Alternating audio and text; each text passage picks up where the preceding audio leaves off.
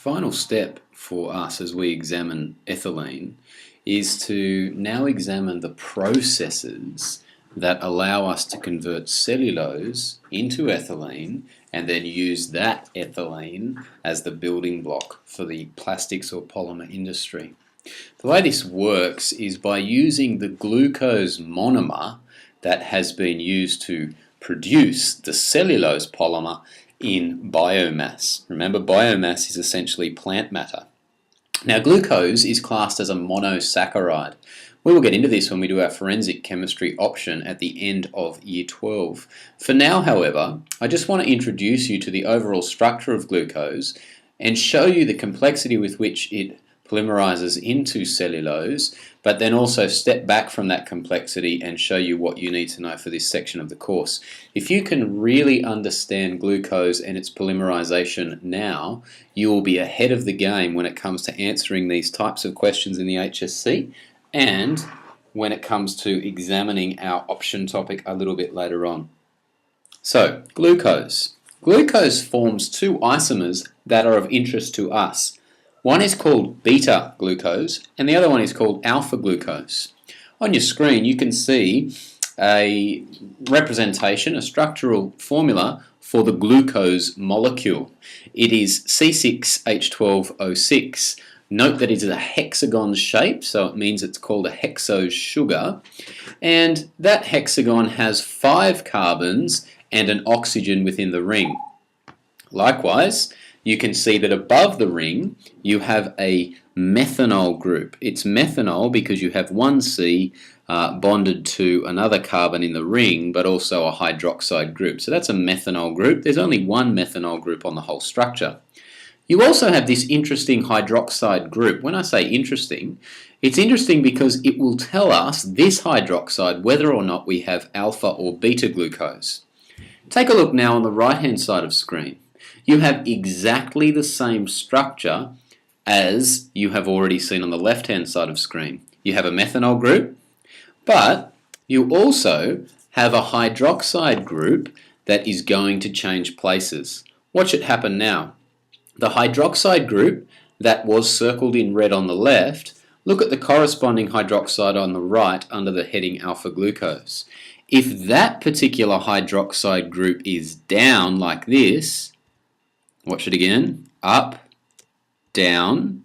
If that hydroxide sits down below the ring, we now have the isomer alpha glucose. That's the only difference between the two. It's the geometry of the structural formula of glucose according to the location of that hydroxide group. Watch it again. If it's above the ring, when we examine it like so, it's beta. If it's down, it's alpha. Watch it again. If it's up, it's beta. If it's down, it's alpha. This will become very important in a moment when we talk about the polymerization process. But let's examine the structure more closely. There's your hydroxide group, and it's down below the ring. There's the methanol group. When I've been saying down or below or on the opposite side of, we're talking about the hydroxide group's location according to where it sits in line with the methanol group. In other words, where is the hydroxide group in relation to the methanol group? Notice on the left of screen, it's on the same side of the ring. On the right-hand side, it's on the opposite side of the ring. When I'm saying opposite, examine the ring more closely. Can you see the thicker bonds around the 4 carbons at the bottom of the cyclic structure? Those thicker bonds are indicating a 3-dimensional shape here for the ring. It's not just a planar shape. This is a ring that's going in and out of the page. So when you talk about groups that are above the ring or below the ring, you can see under beta glucose on the left, you have a methanol group up the top of the ring, and the hydroxide group is on the same side up the top of the ring. For the alpha glucose, you have the methanol group at the top of the ring, but the hydroxide group is on the bottom or the opposite side of the ring. So, when we talk about this, we're interested in the hydroxide group that is bonded to that carbon that I've just circled. Examine it on the left of screen. That carbon is referred to as a carbonyl carbon. Now, the carbonyl carbon is the only carbon in the whole molecule that is bonded to both a ringed oxygen and a hydroxide group. Examine it carefully now. Can you find any other carbon in the whole structure that is bonded to both a ringed oxygen, that's the oxygen inside that hexagon shape, and a hydroxide group? This is the only one. So we call this the carbonyl carbon, and in forensic chemistry we'll see that this is the site of reactivity. For us, we must examine where the hydroxide attached to the carbonyl carbon is when we're determining if we have alpha or beta glucose. So that's called the carbonyl carbon. That is the carbon that is bonded to both a ringed oxygen and a hydroxide group. Now, the shape of the monomer glucose is called a hexose because you've got that six-membered ring forming up like a hexagon. The way I remember if I have alpha or beta glucose is a little, I don't know what you'd call it, but it has to do with vowels. I remember that alpha is opposite, AIO. Alpha is opposite means that the hydroxide group on the carbonyl carbon is opposite to the methanol group. If you look at beta glucose on the left, it's on the same side. If you look at alpha on the right, it's on the opposite side. Now that is a really comprehensive examination of the glucose monomer. Fairly in-depth. I wouldn't say it's too in-depth for you, but if you're struggling with it, hang in there because this is the detail that I wanted to show you before we step back a little bit and we can examine it more schematically in a bit more of an overview way. So we move on now to have a look at cellulose because cellulose will be the polymer from the polymerization of glucose.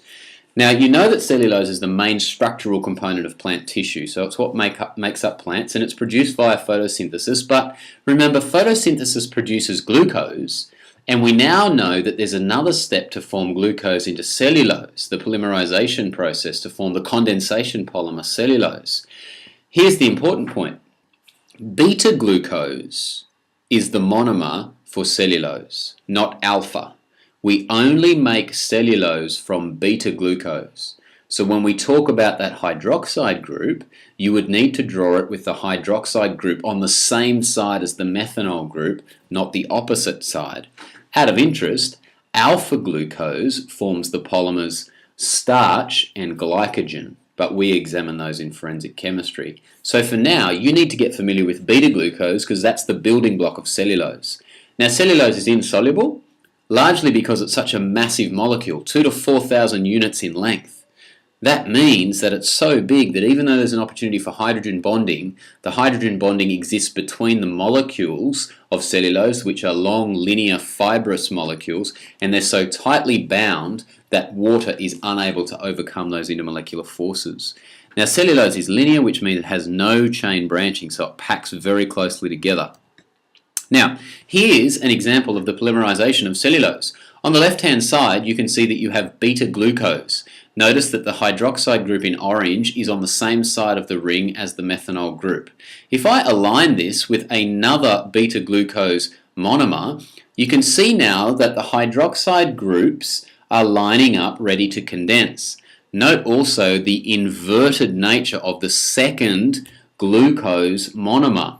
Where is the ringed oxygen? It's now down the bottom. So the whole molecule, the second one, has flipped on its head to align the hydroxide groups. They will condense and kick off a water molecule, and then the same will happen. Let's add a third one. We now have a third one down the bottom that's flipped and inverted again, and so forth. An overall less complex representation of the cellulose polymer is down below. Note too now that there's an opportunity for hydrogen bonding to occur.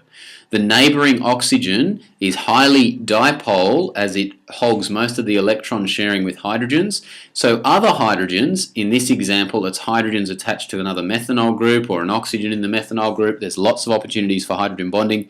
It shows us that neighbouring strands of cellulose are strongly attracted to one another because of the many opportunities for hydrogen bonding to exist. So this explains why it's such a tightly packed, hard, resistant to water attack type polymer. Notice also the inversion, the flipping of every second glucose monomer. In a subsequent video, I'm going to show you how to draw this and why it lines up as so. But you need to start recognizing these strands as segments of the cellulose polymer. So there's another representation of cellulose. Note in figure A that you've got the upside down and the right side up inversion as that monomer of beta-glucose lines itself up and condenses. In part B there you can see a slightly more accurate representation. We've got the chair configuration again, but we've still got that inversion, that up, down, the centralized oxygen atom that holds the neighboring molecules together. One of them's up high, the next one's down low. One of them's up high, the next one's down low. That's that inverted reciprocal configuration of the glucose monomers.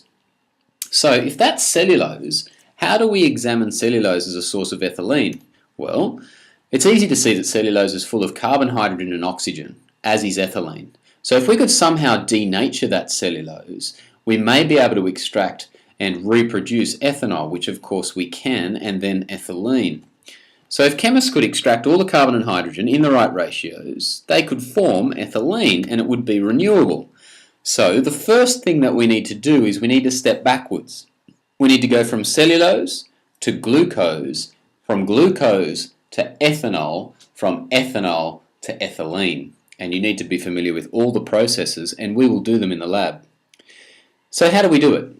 Well, the first thing we have to do is we have to source our cellulose. We have to harvest it from the environment and biomass. So you can get grain husks, stalks, old newspaper, wood chips, whatever is an organic biomass source, you can harvest it to glean the cellulose from it.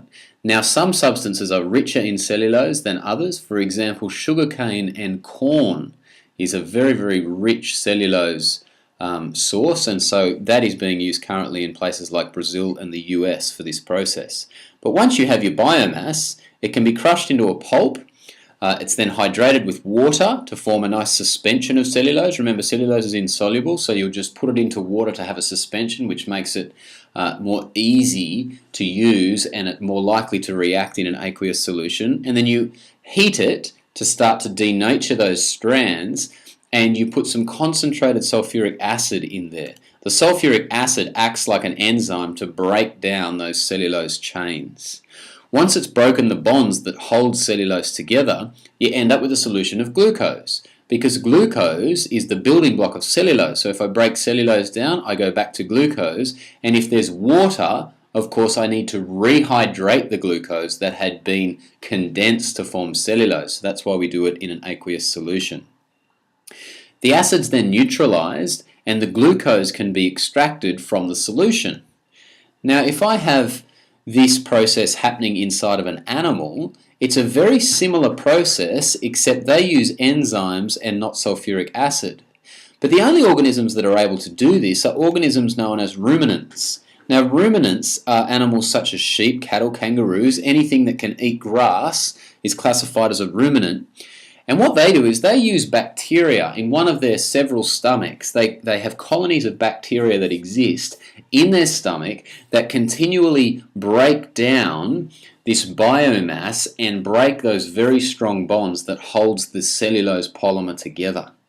So what they do is the ruminant animal allows bacteria to exist in the gastrointestinal tract because the bacteria possess the enzymes necessary to break those strong beta linkages in cellulose. It's a very clever symbiotic relationship that ruminants have and that of course human beings don't have. Now, the enzyme that can break down cellulose is called cellulase. Now, human beings can't break down cellulose because they cannot produce cellulase. They cannot sustain colonies of bacteria in the gastrointestinal tract, so we're incapable of breaking down cellulose. That's why, among other reasons, you can't go out and eat grass and get your nutrients. It will simply pass through you and pass out of you without any of the glucose being extracted. In the stomach of the ruminant animals, cellulose swells in the acidic environment, and then cellulase breaks down cellulose into glucose. And that glucose can then be used by the ruminant for energy. So when you and I eat a food source, we need one that has glucose readily available for us to use. Now, these are starchy food sources, and we'll look at that in the forensic unit. Basically, If something has an alpha glucose, human beings can consume it and get the energy from it. If it has beta glucose, only ruminant animals can. Now, cellulose can be extracted from bacteria or fungi, and it can be used in the lab to do the same thing, but by far the cheaper option is to replace cellulase with sulfuric acid. So now that we have our glucose, after digesting it from cellulose using cellulase enzymes or sulfuric acid in the lab, we have a solution of glucose. But how do we form ethanol from glucose? Well, remember, ethanol is alcohol.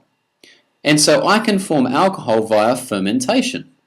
Now, fermentation is a process that uses naturally occurring yeast to do the job, much like bacteria does the job using cellulase to break down cellulose. So this is how it works. There's glucose on the left. Glucose with yeast will form ethanol and carbon dioxide gas. This is exactly the process that is used by beer brewers to produce their beer. What do they start with? They call it a wort, a mixture of glucose-rich solution. They add some yeast, and over time the yeast will convert the glucose into alcohol, ethanol, and carbon dioxide gas. That's the bubbles in beer. And so you're able to produce a solution that is alcoholic and bubbly from an original solution that was simply rich in glucose. But now that I've formed ethanol, and we will do this in the lab as we produce a barrel of beer, how do I get to ethylene? Well, it's a process known as dehydration. And we've introduced this already. There's ethanol on the left of screen. It has a hydroxide group and a spare hydrogen. If you add a spare hydrogen to a hydroxide, you get water, H2O. Therefore, I am dehydrating. I'm taking a water molecule away from ethanol. Now, in the presence of a dilute sulfuric acid catalyst, this process takes place, and on the right of screen you can see our goal molecule, ethylene, and a leftover water. So we say that ethanol has been dehydrated. We've removed water from it. Now, an H2O molecule is removed by heating a solution of ethanol in the presence of sulfuric acid. Therefore, we've finally produced ethylene. So here's a summary flowchart of these processes. The biomass containing cellulose is harvested. This cellulose is then decomposed to glucose by cellulase or sulfuric acid. That glucose is fermented to ethanol using yeast, and that ethanol is dehydrated to ethylene using the sulfuric acid catalyst. And that is everything you need to know. Now, here's an example of a question that you could be asked based on the knowledge you now have of condensation polymerization. It says in question 11, HSC 2003, which polymer is made by the polymerization of methyl methacrylate? Now, you have never studied methyl methacrylate, but what it's asking you to examine is the process of polymerization. And it's asking you, can you make sense of that monomer at the top of screen and the polymer that would be produced after this particular monomer condenses? So you're looking for an option.